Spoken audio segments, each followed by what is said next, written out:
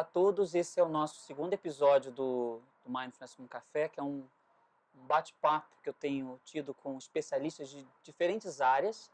O meu interesse sempre com esse trabalho é de levar as pessoas que têm seguido o Centro de Mindfulness e outras pessoas que nos encontrem no YouTube e pelas redes sociais, conhecimento.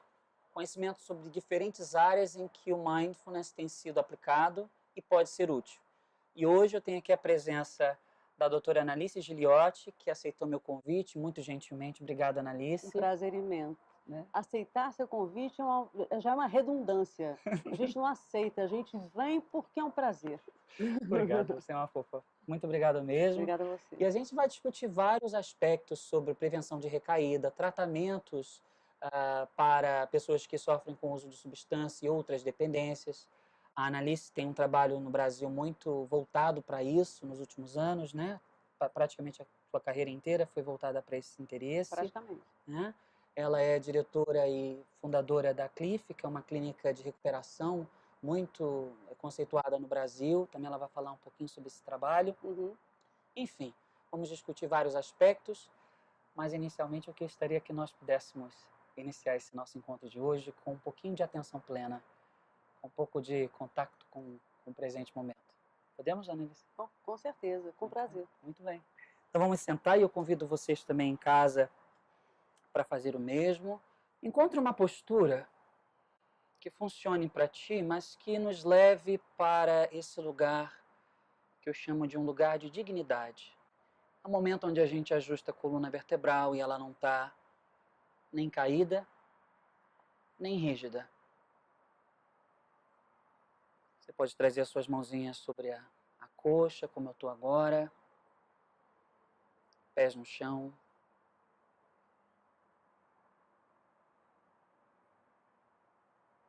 Um bom exercício de atenção plena é quando a gente convida a nossa atenção para o ambiente onde a gente está e passamos a ouvir o barulhinho e o som de todas as coisas ao nosso redor. Então faça isso agora, você.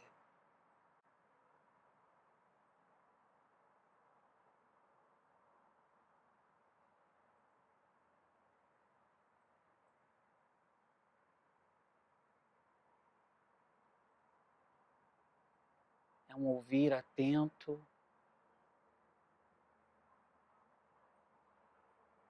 Não é um ouvir com a intenção de julgar os barulhinhos como bons ou ruins, mas sim apenas ouvi-los, apenas perceber que você está aqui presente no meio disso tudo.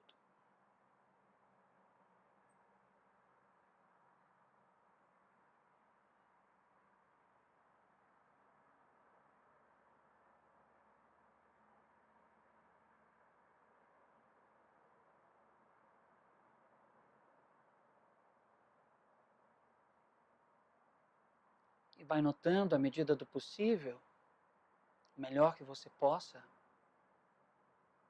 o que surge para ti quando você pausa no meio de todos esses sons. Talvez algum sentimento surge para você. Ou talvez a tua mente se ponha a pensar sobre algumas coisas. Então perceba isso também. Eu chamo isso de paisagem interior. Né? Nós temos a paisagem dos sons. E tem a paisagem interior, que são as minhas reações a esses sons que eu ouço agora.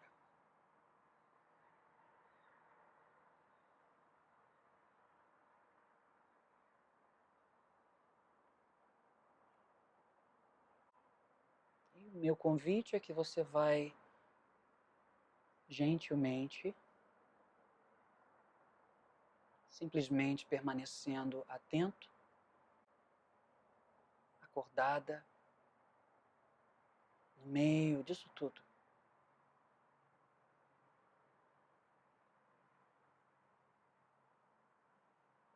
no meio até das suas próprias experiências interiores, permanecendo acordado,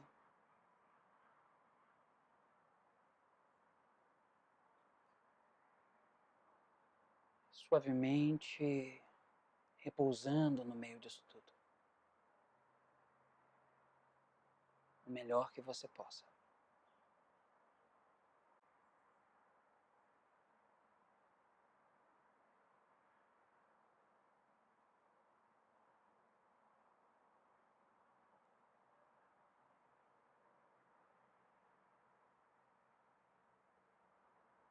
E devagarinho, esse lugar de estar bem acordado e presente, vamos abrir os nossos olhos e presenciar esse lugar ao nosso redor, onde a gente está com a nossa visão, que é um outro sentido, né?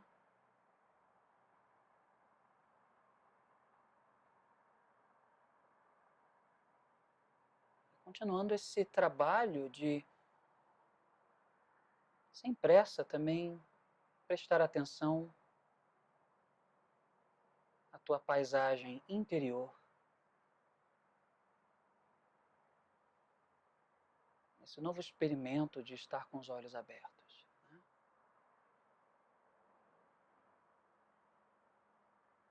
Assim como olhar para a luminosidade, reconhecê-la, as cores, as coisas à nossa volta. Também perceber as reações que surgem no nosso interior, né? Que vão continuar surgindo.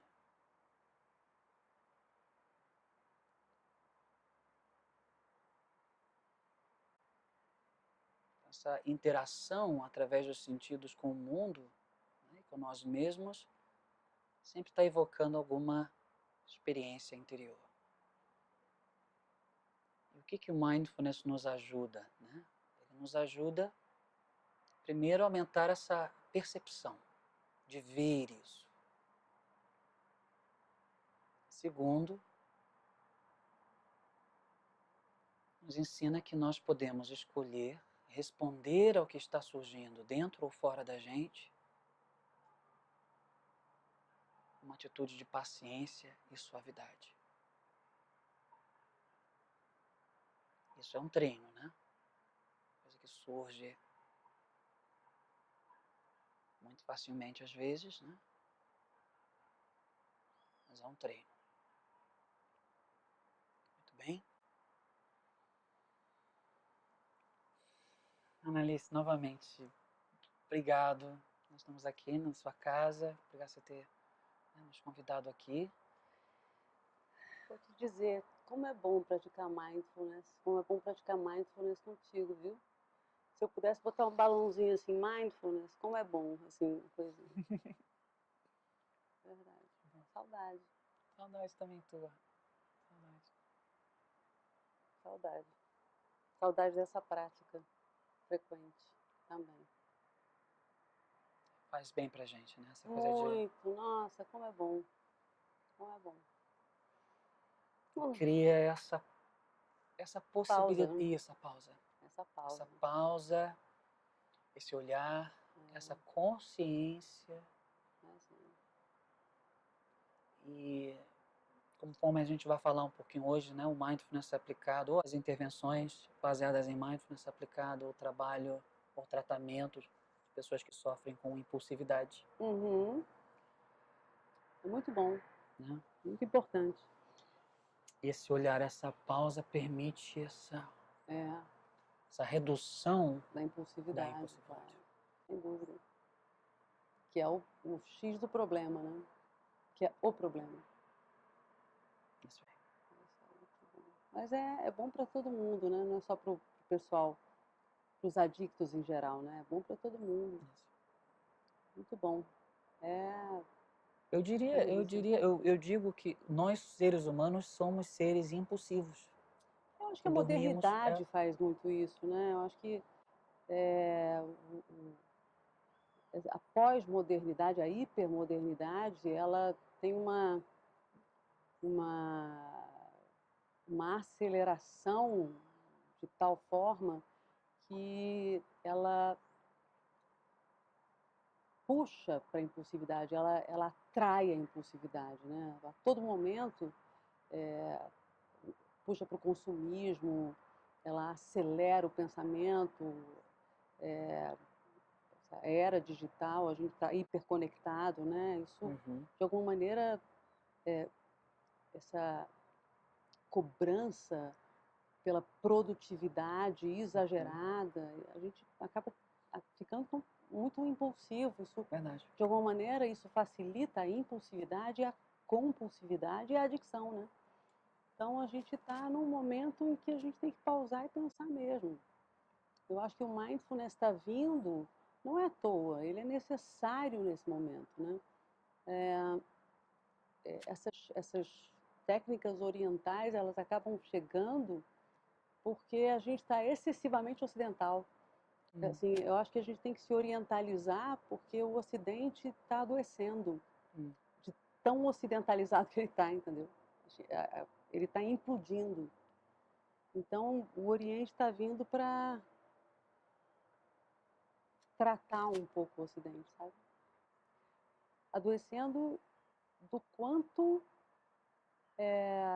elas estão sendo cobradas na escola, desde cedo. Eu vejo adolescentes que ficam tomando metilfenidato, que é a Ritalina, né? E os outros tipos de metilfenidato ficam tomando para poder passar na prova. E o interessante é que eles tomam essas substâncias, não é necessariamente prescritos por médicos, né? É porque tem um adolescente que tem transtorno de déficit de atenção e hiperatividade, TDAH. Esse adolescente, ele passa para os outros adolescentes a prescrição dele, acaba pedindo mais prescrição para o seu médico, além do que ele tem, vai passando para os outros passarem na prova. Isso é muito comum? Comuníssimo, comuníssimo. Eu tenho alguns pacientes que ficam me pedindo mais prescrição e eu, como sou ligada nessa coisa de dependência de droga, fico super ligada e vejo, você está me pedindo a mais. Não, porque eu perdi, porque não sei o que, eu vou lá, vou ver, checar, eu digo, não. Você não perdeu, você falou uma outra coisa em outro momento, eu pego na contradição. Eles dizem para os seus psiquiatras que perderam, ou para os seus clínicos que perderam, se as pessoas não são ligadas, vão mandando prescrição à toa. Essa busca pela, você está falando da hipermodernidade, né? Quer dizer, essa busca pela nota perfeita, pelo sucesso, pela felicidade, pela autoestima. É isso aí.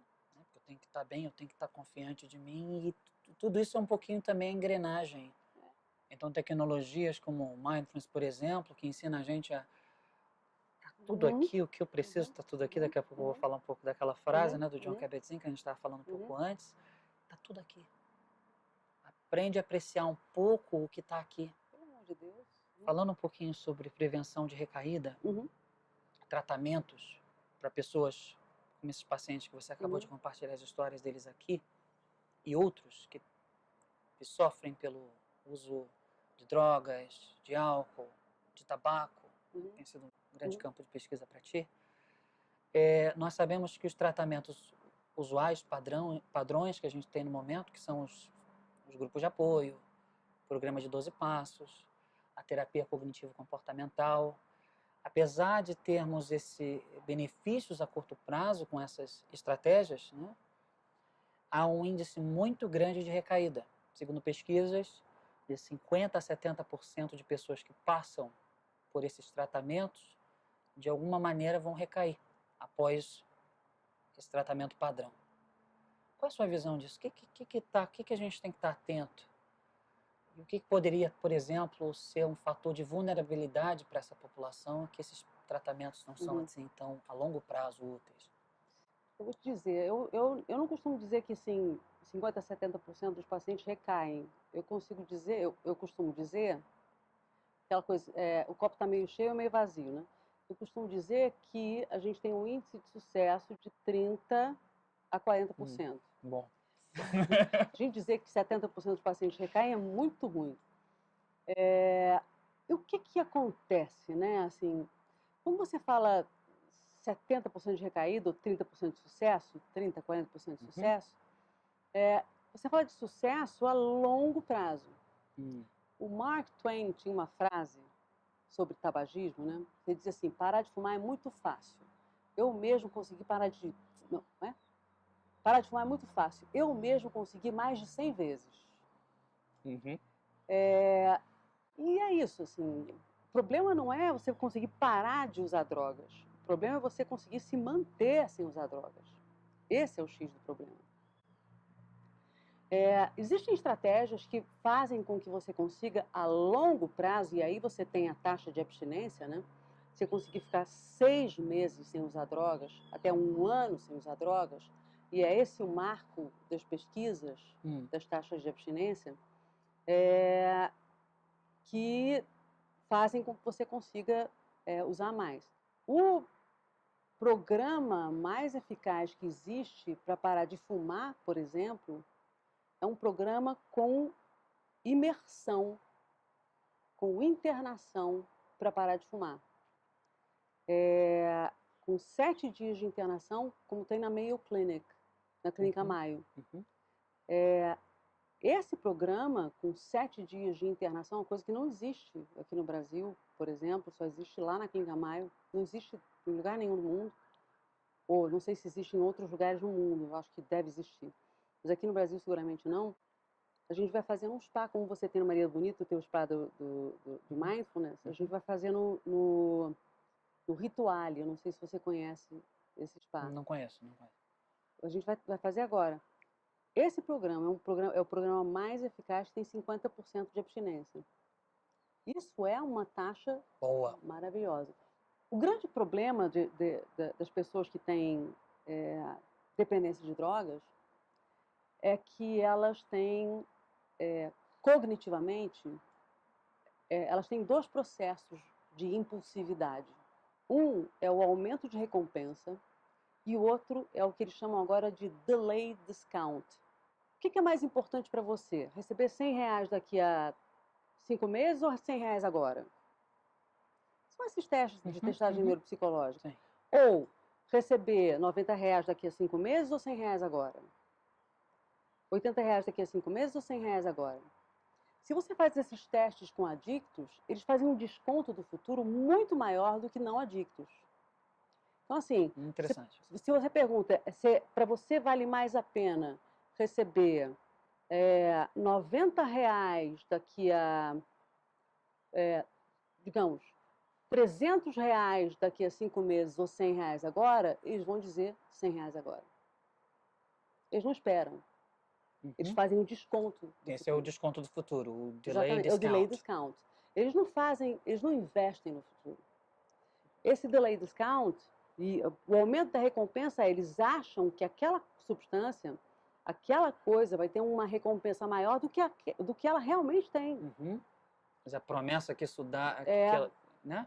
É maior do que o que ela realmente tem. Interessante. E o delay discount, o desconto do futuro, é que eles não veem que no futuro o prejuízo vai ser maior do que ele realmente é. O que faz com que esses processos cognitivos aconteçam neurobiologicamente são doenças relacionadas ao córtex pré-frontal lateral e outras questões no Cloaccumbens que eu não estou aqui para enumerar todas elas. Mas, assim, o adoecimento cerebral nesses adictos que inicia com o uso de drogas faz com que eles acabem tendo esse tipo de impulsividade. Mas não somente isso, algumas pessoas têm uma tendência a serem mais impulsivas e isso faz com que elas acabem usando mais drogas também. Tem história familiar, tem uma hereditariedade ligada a isso também, né? Então, assim, e o ambiente também aumenta essa predisposição. A propaganda que agora não existe mais, mas a propaganda do cigarro sempre foi, não sei se você pegou propaganda de cigarro, pegou? Cheguei a pegar. Propaganda de cigarro sempre foi extremamente atraente. Extremamente atraente. O cowboy, o campo. Exatamente. Como hoje é a propaganda voltada para o uso do álcool, né, de alguma maneira. Exatamente. Skol desce redondo. As gotinhas na garrafa. As gotinhas na garrafa, o frescor, cerveja o gelado. gostosa, gelada, a mulher gostosona. Tem toda uma coisa apetitosa ligada ao beber, ligada a futebol, esporte. Não tem nada a ver esporte com álcool. Liga toda vez que... O pessoal hoje, toda vez que tem futebol, tem que ter a cerveja. Tá lá, propaganda. Tem aquela conexão que aumenta a recompensa ligada à cerveja. Tem a ideia de recompensa da cerveja ali naquela situação.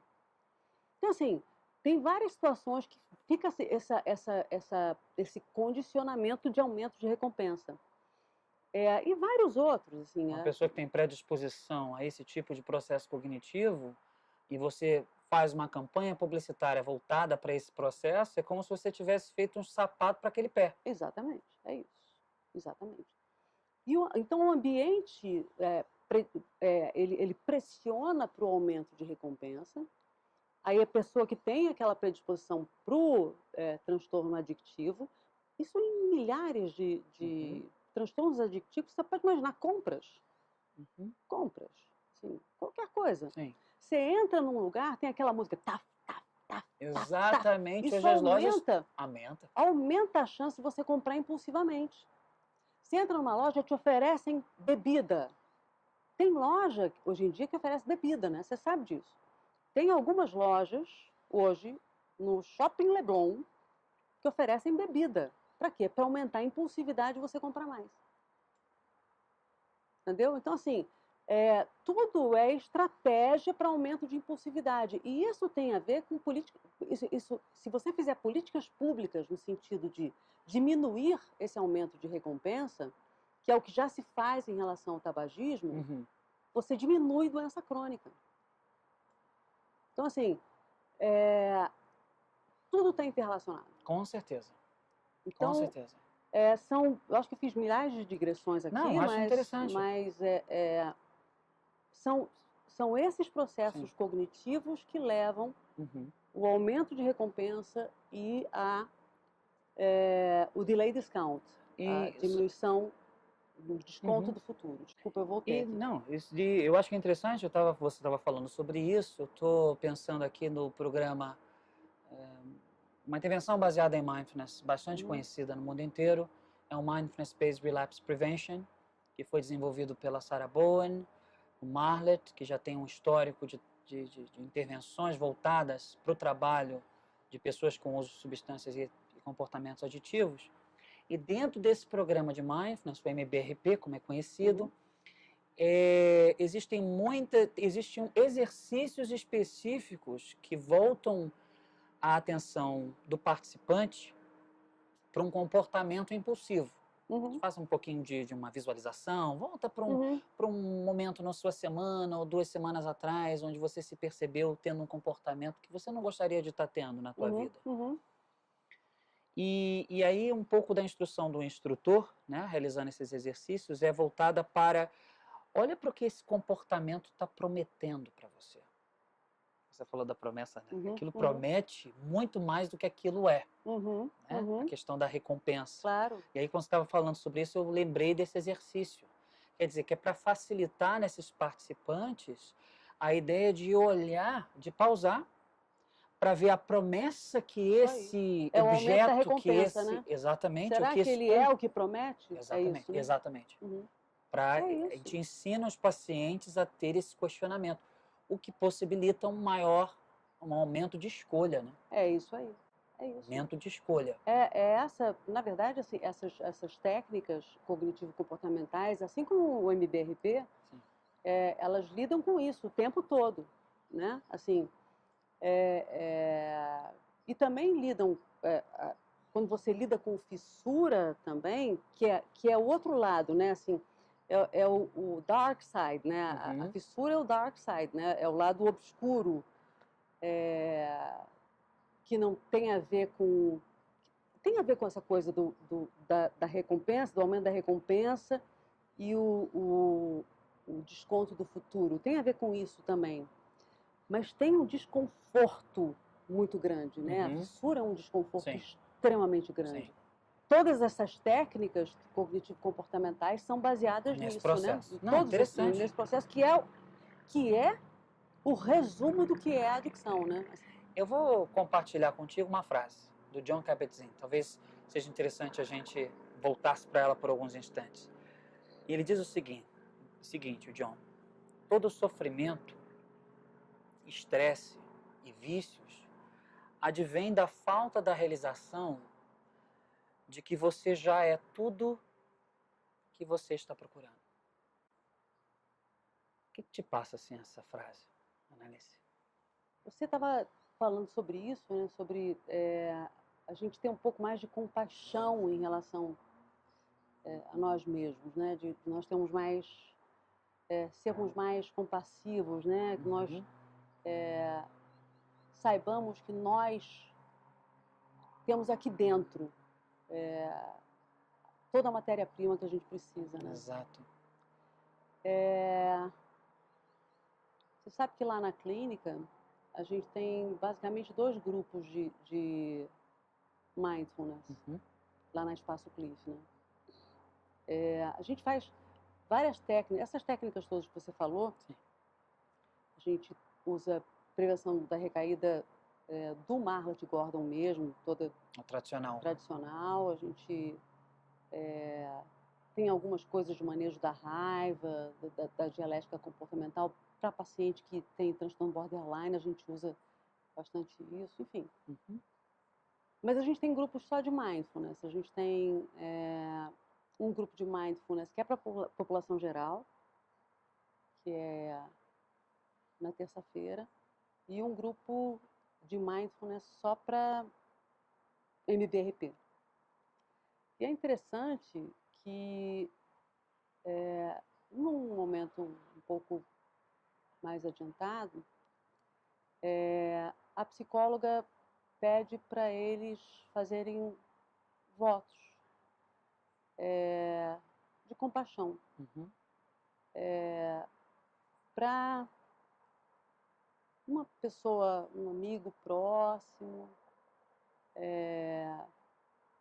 para as pessoas do grupo e para eles mesmos. O que desejam de bom também para as pessoas, para eles mesmos, né?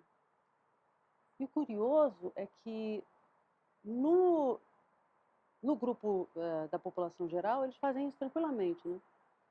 Com o pessoal da adicção, O que acontece lá? eles não conseguem se ver sendo felizes no futuro. Naquele momento do grupo, eles não conseguem se ver. Ela pergunta... É como se não tivesse, assim, o que eu busco não está aqui. E eu não consigo me ver me aproximando disso. Quer dizer, está fora de mim e eu não me vejo lá. Ao invés de ser essa coisa do voltado para si. O que a psicóloga lá percebe nesse momento? Ela percebe isso. Além de outros fatores que têm uma relação com culpa, né? Assim, a gente tem pacientes muito graves também, né? A gente trata de pacientes bastante graves. Com comorbidades também? Com comorbidades também, né? Muito paciente psiquiátrico. Acho que quase todos os pacientes que a gente trata têm comorbidades. Não comorbidades assim que sejam esquizofrênicos, não é isso, mas sempre tem algum problema, ansiedade, depressão, transtorno bipolar, sempre tem alguma coisa. São pacientes que já tiveram algumas recaídas, né? Então, assim, muitos deles se sentem culpados com as coisas que fizeram, sabe? Então, eu acho que eles não encontram que eles sejam capazes de ter neles mesmos, aqui dentro, essa capacidade de felicidade, sabe? Assim, eles se veem um pouco estragados ainda, né? Assim, Essa busca constante de se livrar disso, de não ter isso, de suprimir isso. de suprimir isso. Não é fácil, né? Assim, é uma doença difícil. Sim. É, Você e ao falando mesmo assim tempo, me deixa assim pensar, poxa, como isso move tristeza dentro da move gente. tristeza, exatamente. E o tratamento é exatamente esse processo, né? É um processo de lidar com a tristeza, lidar com a emoção, surfar, não somente com a fissura, né? Com todos esses sentimentos, né? São sentimentos de você carregar tudo que você fez no passado. Voltar para isso, É, com uma atitude de aceitação, de aceitação, de acolhimento, de acolhimento. é um treino. Exatamente. E eu acredito que talvez para esses pacientes é como se estivesse montando numa bicicleta que eles nunca tivessem montado antes. É isso aí. São eles mesmos. Uhum. No campo do mindfulness, a gente tem visto nos últimos 15 anos um aumento crescente de pesquisas nessa área, de intervenções baseadas em mindfulness.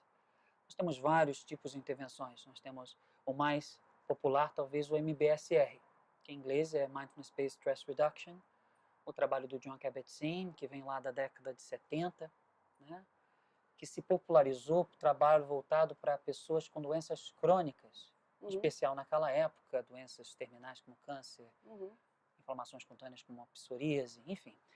Dali surgiram várias outras metodologias e programas similares voltadas para ajudar pessoas em condições semelhantes, com doenças que outros tratamentos não estavam dando tanta resposta, talvez, como desejava, enfim. E o interesse da ciência é vamos fazer mais por nós, vamos fazer mais pela saúde, enfim. Então, o que a gente tem visto bastante nos últimos tempos é um crescente número de intervenções baseadas em mindfulness também para o público de uso de substância, das dependências, dos comportamentos aditivos. Temos a terapia dialética comportamental, né, que foi criada pela Marsha Linehan. Temos a terapia de aceitação e compromisso, que, aliás, nos Estados Unidos tem sido recomendada para o uso de abuso de substância.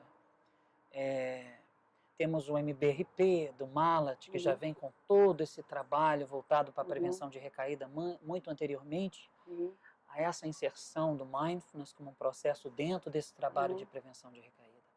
Enfim, um número de coisas. E eu queria ouvir um pouquinho de ti, como é que vocês, assim, que trabalham nessa área, vocês já vêm trabalhando com prevenção de recaída, dependência química há muitos anos, a inserção do mindfulness nesse campo, qual é a visão que você tem disso? Eu acho que é mais um instrumento, né? Porque o que acontece é o seguinte, os dependentes de drogas, os adictos, eles não são iguais, né?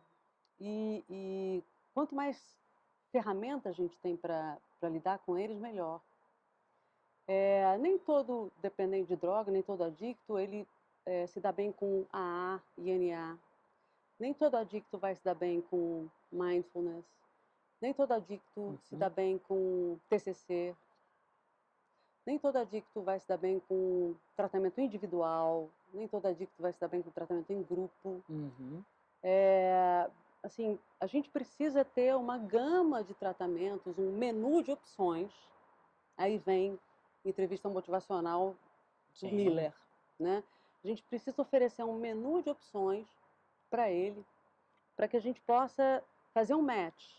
Assim, qual é o tratamento que vai se adaptar melhor a ele, para que a gente possa oferecer para ele a melhor estratégia. Quando você tem um adicto na sua frente, o que eu costumo sempre ensinar, quando eu dou aula, é que a coisa mais importante que você precisa fazer com um adicto é fazer uma boa avaliação. E a primeira coisa importante para fazer com um adicto é você avaliar ele o mais rápido possível. O mais rápido possível. Ele ligou para você para o seu consultório, você tem que atendê-lo de preferência no mesmo dia. As chances particularmente de cocaína, tá? Uhum. As chances de um dependente de cocaína recair, se você atende, recair não, recair. Se você atende ele no mesmo dia, são recair ali. Se você atende ele no mesmo dia, são de 80%. As chances dele recair, se você atende ele no dia seguinte, são de 70%. Se você atende ele 3 dias depois, são de 50%. Dele recair, não. Dele estar abstinente. São de 50%.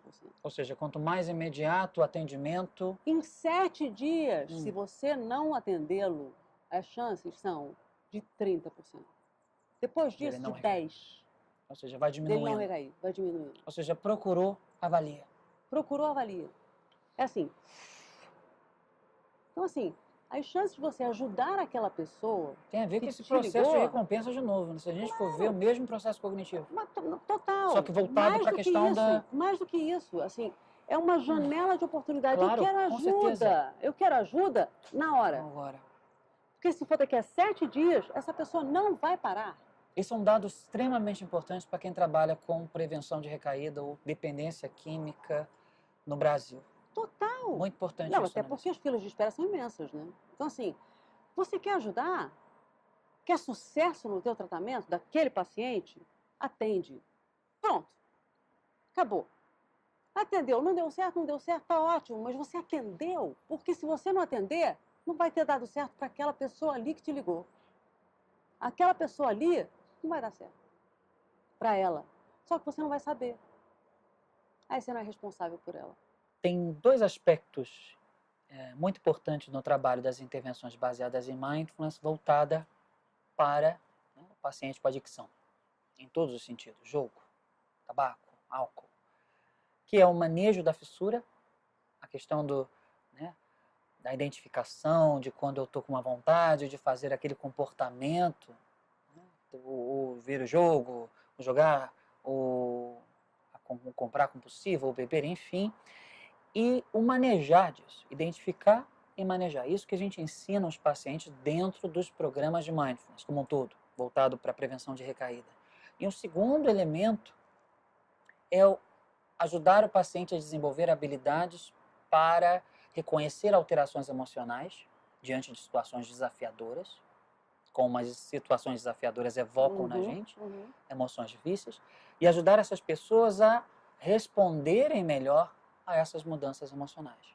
No caso do trabalho do mindfulness, com intervenções baseadas em mindfulness, para regular as emoções. Então nós temos de um lado manejo de fissura, do outro lado um trabalho voltado para a regulação das emoções.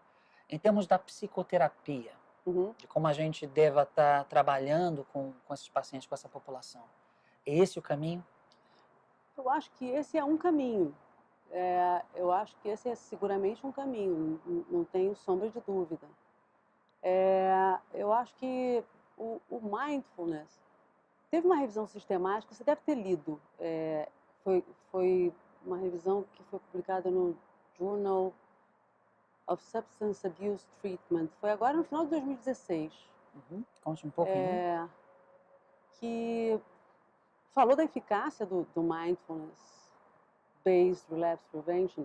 Na verdade, foi uma revisão de uns 46 trabalhos, bastante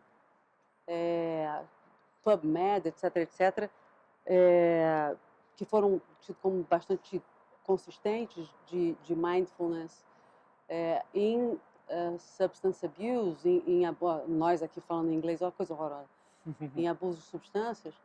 E o resultado foi que assim, o mindfulness foi eficaz, diminuindo frequência e quantidade de uso de substâncias, de abuso, né, no abuso de substâncias, diminuindo fissura, diminuindo estresse. E aumentando taxa de abstinência em tabagismo. Então, não sei se você leu, você deve estar lendo Estou lendo algumas dessas meta-análises também. Deve estar lendo um monte de coisa. Então, o que isso mostra é a eficácia do mindfulness, se você me pergunta se está no caminho, não sou eu que vou dizer se está no caminho ou não, né? As meta-análises estão falando aí, né? Não sou eu que vou dizer. Eu não sei de nada. Então, então, assim, isso seguramente diminui a fissura, tá falando aí. E a gente vê isso nos pacientes, né? Sim. Assim, eles falam que conseguem surfar com a fissura com essas técnicas. E essa pausa que o mindfulness promove faz com que eles consigam sentir a fissura e deixar a fissura passar. Né? Assim, isso é muito bom, isso realmente promove. E essas técnicas de regulação de emoção são fundamentais, né? Porque se existe uma coisa que adicto não consegue, ou não consegue não, é que não consiga, pelo amor de Deus, me corrija, nada disso aí, pessoal. Adicto consegue, mas se existe uma coisa que eles têm dificuldade, é de lidar com a emoção, né? Porque o que eles estão acostumados a fazer é, com o primeiro desconforto, eles tentam usar uma substância para lidar. Então, eu estou com raiva, eu vou beber porque eu estou com raiva. Ah, eu estou triste, eu vou cheirar porque eu estou triste. São os recursos, né, que eles foram aprendendo a desenvolver. Eu tenho uma paciente que desde os 11 anos usa droga. E que desde os 11 anos ela aprendeu uma gracinha de pessoa. Mas ela aprendeu a vida inteira usando droga. Maconha, depois cocaína. Cedo ela usou cocaína, mas um doce de menina. Ela formou a personalidade dela usando droga. Todas, você pode imaginar. Se me pergunta, ela tem um transtorno de personalidade? Não. Ela tem uma personalidade de droga. Todos os sentimentos dela, ela aprendeu a lidar usando droga. Eu tirei a droga dela. Ela ficou um tempo sem usar droga. Ela agora voltou, ela recaiu. É muito difícil. Essa paciente andou numa bicicleta que ela nunca soube andar. Essa paciente realmente andou numa bicicleta montou numa bicicleta que ela não conhecia. Ela não é daqui do Rio de Janeiro, ela saiu do Rio, foi para bem longe, agora voltou, depois de ter montado, falou da dificuldade dela de montar, foi difícil, ela voltou. E é isso, assim, recair faz parte do tratamento porque é uma bicicleta nova. E para algumas pessoas, uma bicicleta nova demais. Para essa paciente, novo demais. Demais. Assim, a flor da pele.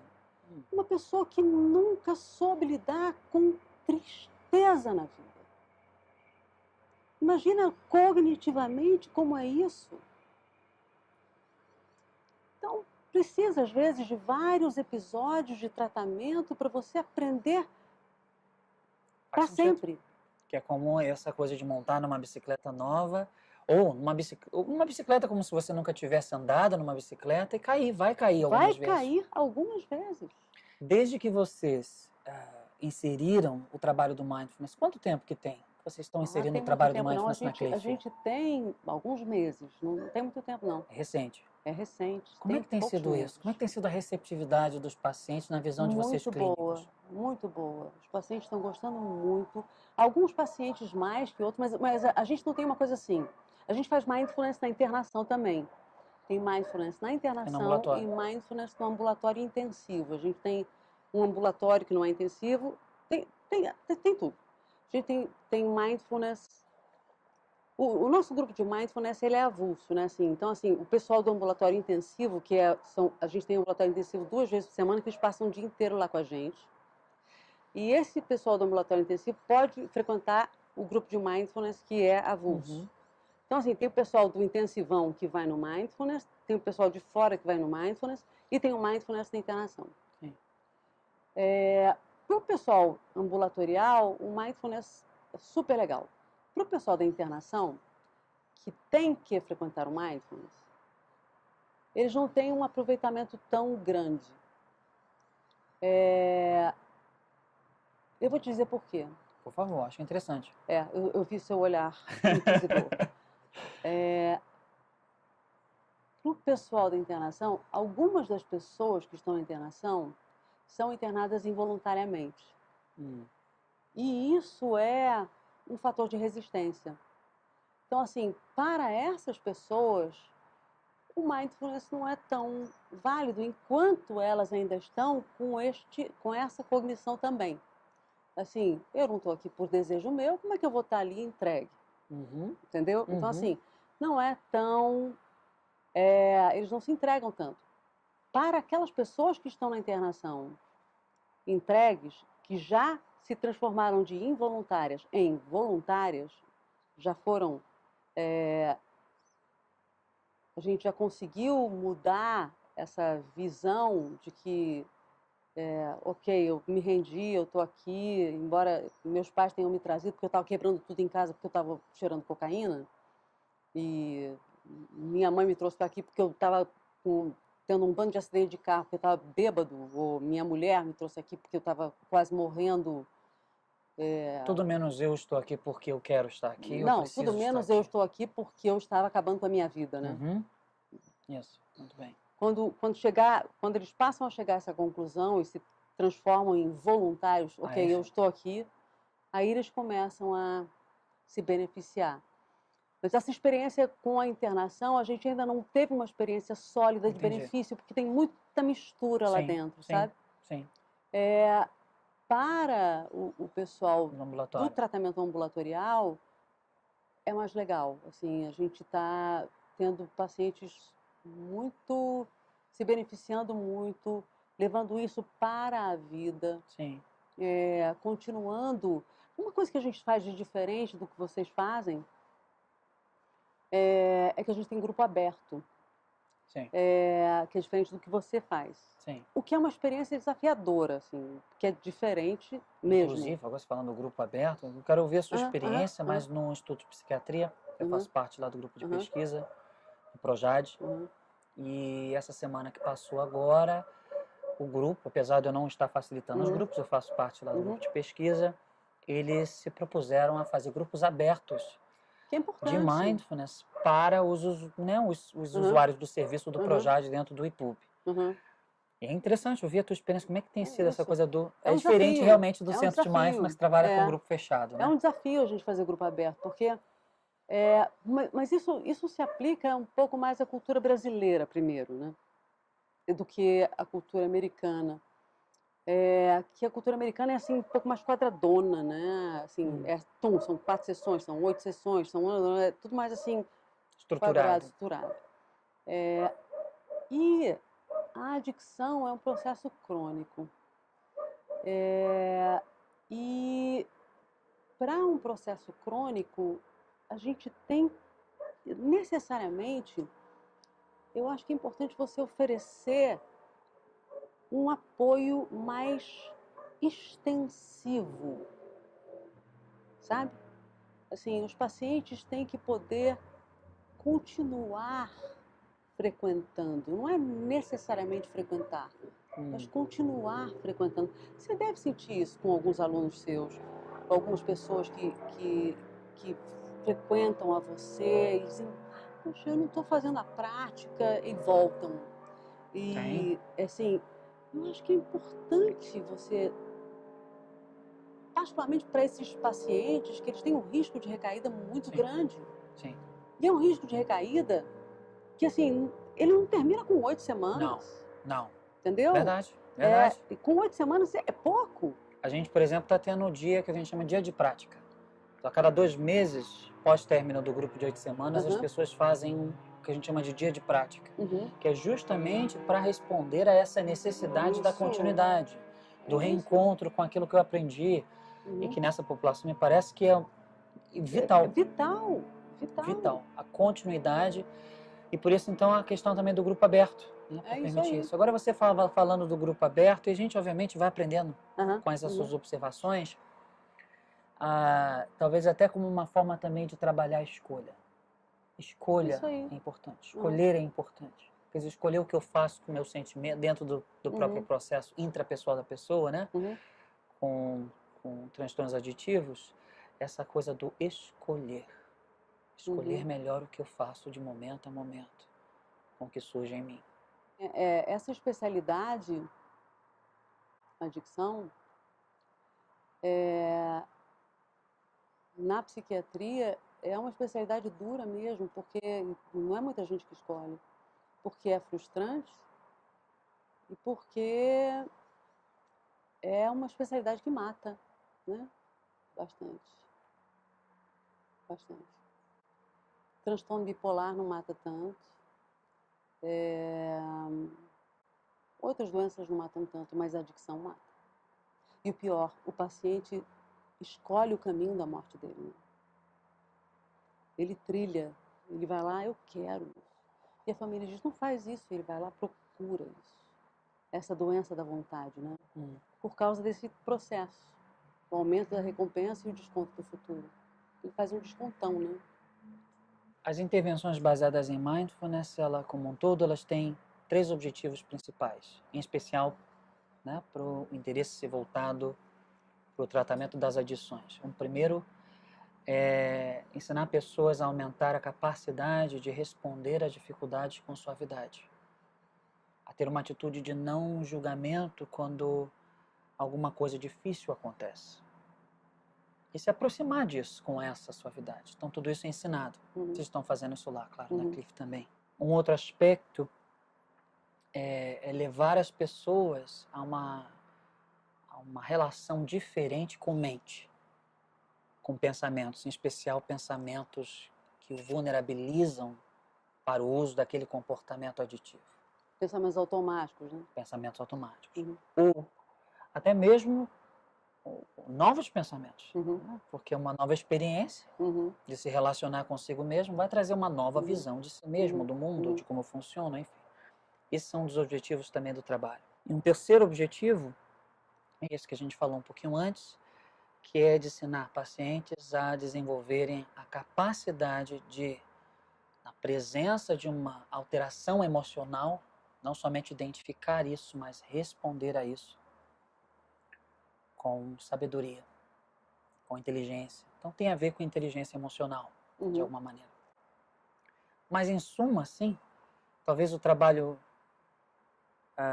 mais ativo, mais SOS do Mindfulness seria ajudar pessoas a, na presença da fissura, porque a fissura inevitavelmente vai acompanhar a pessoa para sempre, porque é uma experiência aprendida, está em mim. Claro, claro. É aprender a surfar nessa fissura como um surfista na praia. Né?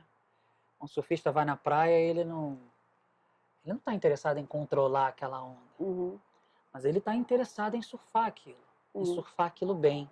Então ele pega a prancha, repousa, vê, poxa, essa onda aqui é alta, deixa eu surfar com ela. Essa aqui é baixinha, deixa eu surfar com ela também. Então o Mindfulness é um pouco todo um conjunto de estratégias que ajuda as pessoas a surfarem melhor nas ondas da dificuldade. Não a dificuldade somente interpessoal entre eu e as pessoas, mas aquilo que surge dentro de mim também. Então tem uma frase que eu queria compartilhar contigo e ver o que né, como isso, o que isso faz surgir em você, que é a seguinte: você não pode parar as ondas, mas pode aprender a surfá-las, que é do Joseph Goldstein, que fala justamente sobre essa coisa do aprender a surfar nas ondas da dificuldade, seja dentro de mim ou fora de mim. O que isso te passa? Passa o que é, né? Eu acho que se a gente levar isso para a vida da gente, a gente está feito, né? Isso me lembra, acho que uma frase do Dalai Lama, sobre dor. A dor é inevitável, o sofrimento é opcional. Acho que tem a ver com isso, né? Assim, você pode sentir que uma coisa está sendo dolorosa, mas o sofrimento tem a ver com querer parar a onda, né? Sofrer é isso. Não, não quero, não quero, não quero. Não tem jeito, né? Acho que a gente tem que lidar com as dificuldades que vêm e tentar passar por aquilo. Não tem uma outra forma. E isso em relação aos adictos, especialmente, o que eles fazem é, de alguma maneira, anestesiar as ondas, né? Exatamente. É não ver que as ondas existem. Eu vou te contar uma história pessoal. Estou com uma cachorrinha minha que teve câncer e ela está emagrecendo agora e eu estou achando que ela está com câncer de novo. Eu me peguei dizendo assim, não vou levar ela no médico não, porque aí eu finjo que ela não está com câncer. Essa coisa... Você se pegou tendo esse pensamento. Tendo esse pensamento. É como se eu estivesse parando a onda, entendeu? Finjo que não existe, entendeu? Não vou levar ela no veterinário não, porque aí eu finjo que ela não... Eu disse, não, isso que é isso? Você está achando que vai evitar que ela tenha câncer de novo, não levando ela no médico, eu pensei. E adicto eu acho que faz isso, sabe? Assim, ele desconecta para fingir que não existe, que não está acontecendo. Para não experimentar a dor, Para não talvez, experimentar a que dor, esteja em algum exatamente, que tem a ver com regulação emocional, né? Tudo isso. Então, assim, para não ter esse tipo de sofrimento, né? Esse tipo de desconforto, seja o desconforto da fissura, o desconforto emocional de lidar com uma situação ou outra, eles usam a droga, né? Estão acostumados a isso. Eles foram acostumados a isso. Eles aprenderam isso a vida inteira, né? Então, eles têm que aprender a surfar em todas as ondas da vida, né? São todas as ondas. Existe uma coisa na adicção que George Koob teve aqui no Rio de Janeiro, num congresso que eu presidi, chamou de Dark Side of Addiction, que é o lado oculto das adicções, que tem a ver com o aumento de liberação do fator de liberação de corticotropina, o aumento da sensibilidade ao fator de liberação de corticotropina. Isso significa o seguinte, os adictos eles são mais sensíveis ao estresse. Mais sensíveis ao estresse. Então, essa coisa de regulação do estresse, surfar na onda? Surfar na onda do próprio estresse que o Mindfulness promove, é muito importante para os adictos em geral. Qualquer estímulo menor que para um não adicto não seria estressante, para um adicto é mais estressante mesmo. Então, assim... Uma intolerância bem grande ao desconforto emocional. Ele é intolerante de fato. Então, assim, quando um adicto chega para você e diz assim, porque você vai dizer que tudo é pretexto para usar droga. Não, não é pretexto. Eles realmente são mais sensíveis ao estresse. E eles têm essa resposta emocional disfuncional então eles aprenderam a lidar com esse desconforto, que é maior para eles mesmo, de lidar com estresse menor, com qualquer estresse menor, com o uso de substâncias. E isso realmente alivia. Alivia de fato. Então, assim, se você acha que a adicção é uma doença hedônica, não. É uma doença de profundo sofrimento. Uma frase para nós agora. Compartilhe alguma coisa que para ti significa muito e que você queira compartilhar conosco. Tem uma frase do Oscar Wilde que eu gosto muito. É assim, há duas tragédias na vida. Uma, a de não fazer o que queremos. Outra, a de fazê-los. Muito bem. Annalise. Isso aí. Perfeito. Eu estou muito contente de estar aqui contigo. Nós batemos um papo sobre diferentes aspectos, falamos de pesquisa. Você nos ajudou, me ensinou tantas coisas legais acerca do processo do adito, né? E, assim, é meu desejo que o trabalho que vocês vêm desenvolvendo no Espaço Cliff voltado para incluir as intervenções baseadas em mindfulness realmente ajude pessoas. Eu tenho certeza que vai fazer Obrigada, isso. meu amor. Né? E Que eu desejo que contribua. você também ajude pessoas com todas as iniciativas que você tem feito. Você tem realmente se expandido aí por vários lugares. Eu desejo que você tenha muito sucesso. Obrigado mesmo, mesmo, mesmo. Vamos finalizar o nosso encontro de hoje com mais uma pausa? Claro. Que tal? Nossa, Para vai me ser muito despedir bom desse para mim. local aqui lindo, É, maravilhoso, de você, desse nosso vai ser encontro. muito bom. Então vamos Vamos lá. sentar.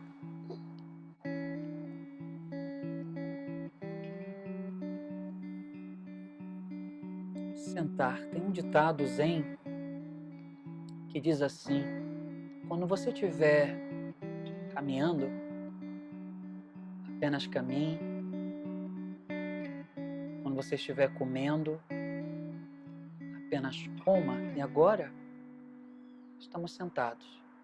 Uma pausa consciente significa apenas sente. No meio disso tudo que está surgindo ao seu redor, sons, cheiros, temperaturas.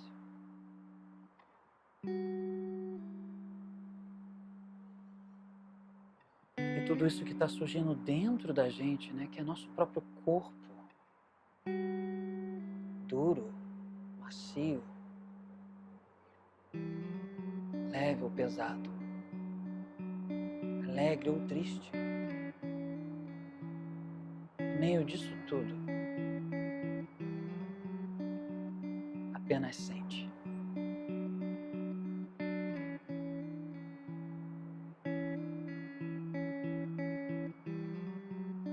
Sente no meio disso tudo como alguém que melhor que possa trazer para tudo isso um gentil movimento de suavidade. Imagine que sua respiração é esse veículo da suavidade.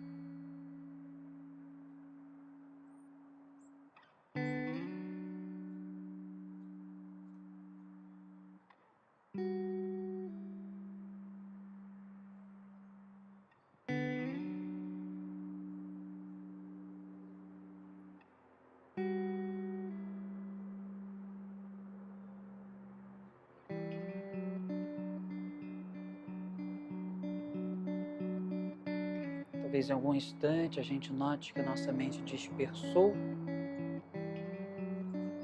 Você pode fazer o convite de voltar para esse lugar onde estamos completamente acordados de novo, atentos de novo.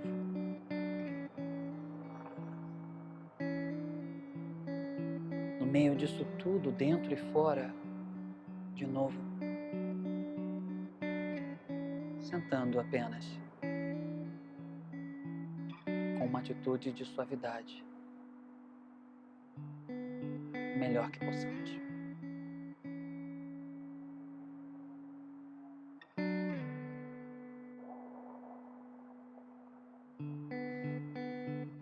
E abrindo os nossos olhos,